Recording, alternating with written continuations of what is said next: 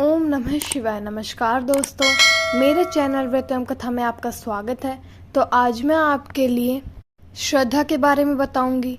श्रद्धा बिना नाम जपना बेकार है, ये कहानी मैं आपको सुनाऊंगी। तो कहानी सुनने के बाद मेरे चैनल को लाइक, शेयर, कमेंट और सब्सक्राइब करना ना भूलें। सब्सक्राइब करने के बाद बेल आइकन को प्रेस करें ताकि मेरी वीडियो की नोटिफिकेशंस आपके पास सबसे पहले पहुंच सके। तो आइए, कहानी कुछ इस प्रकार है। एक गांव में एक साधु महाराज रहते थे। साधु महाराज जहाँ भी जाते श्रद्धा पूर्वक प्रभु का नाम जपने का उपदेश देते थे और लोगों को उसके लिए प्रेरित करते थे। साधु महाराज की नाम जपने की अगाध श्रद्धा को देखकर कई लोगों ने उनसे राम राम की दीक्षा ली। कुछ लोग तो उनके सानिध्य में रहकर ईश्वर का अनुग्रह पाने के लिए उनके शिष्य तक बन गए।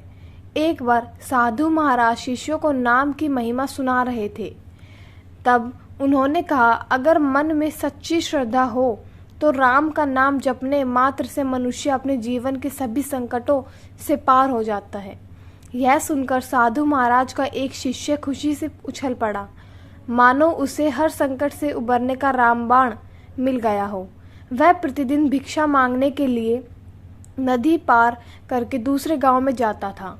इसके लिए उसे नाविका को 4 आने देने पड़ते थे। एक दिन साधु महाराज का वो शिष्य भिक्षा के लिए जा रहा था।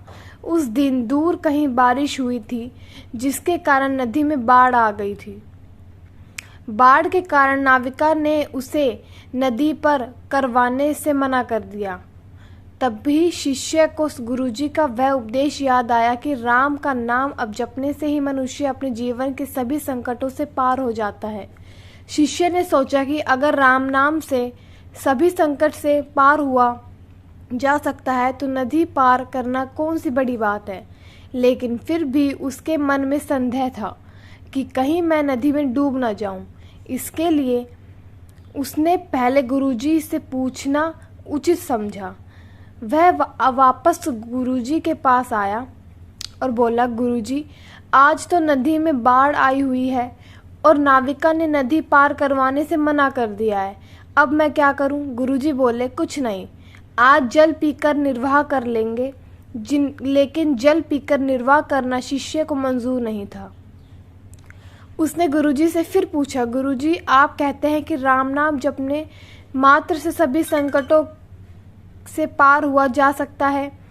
क्या राम नाम से नदी भी पार हो सकती है? गुरुजी बोले, अवश्य। श्रद्धा पूर्वक लिया गया नाम सभी संकटों से पार कर देता है।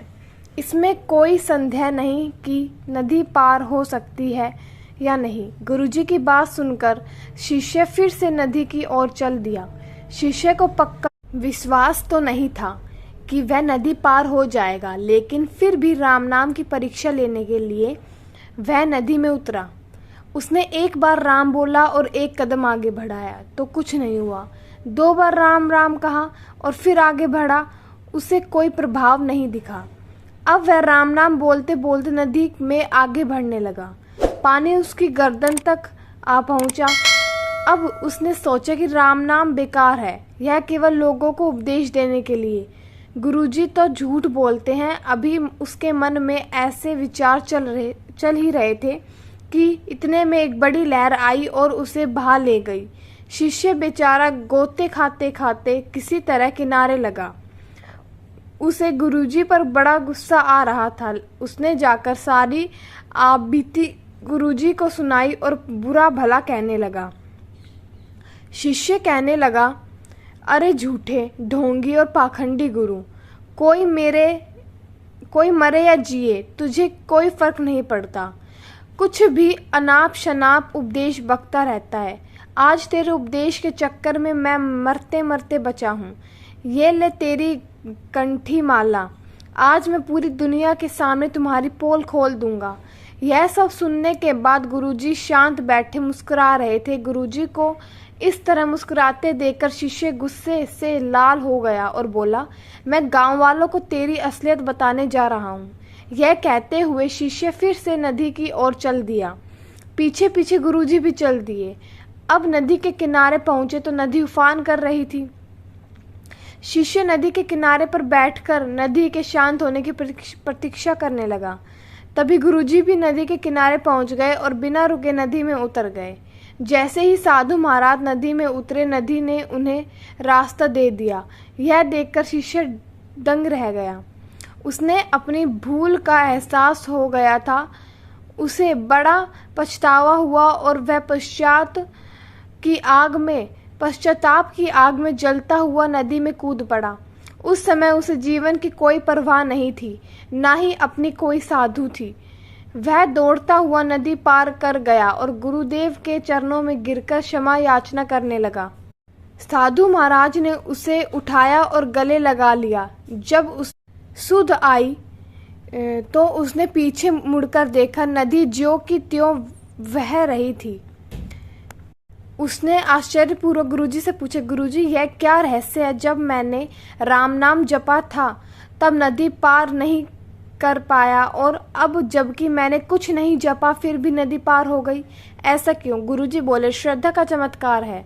नाम तो श्रद्धा को साधने का जरिया मात्र है। तुम राम कहो या न कृष्ण, उससे कोई फर्क नहीं पड़ता। अगर श्रद्धा है तो तुम्हारा कोई भी नाम या विचार तुम्हें संकटों से पार कर सकता है, और यदि श्रद्धा नहीं है तो सारे नाम बेकार हैं। गुरुजी आगे बोले, जब तुम पहली बार नदी पार कर रहे थे उस समय तुम्हें नाम से श्रद्धा नहीं, संदेह था, लेकिन अब जब तुमने उसी नाम से मुझे पार होते देखा तो तुम्हें अपनी भूल का एहसास हुआ और तुमने अपने जीवन की परवाह किए बिना समर्पण कर दिया।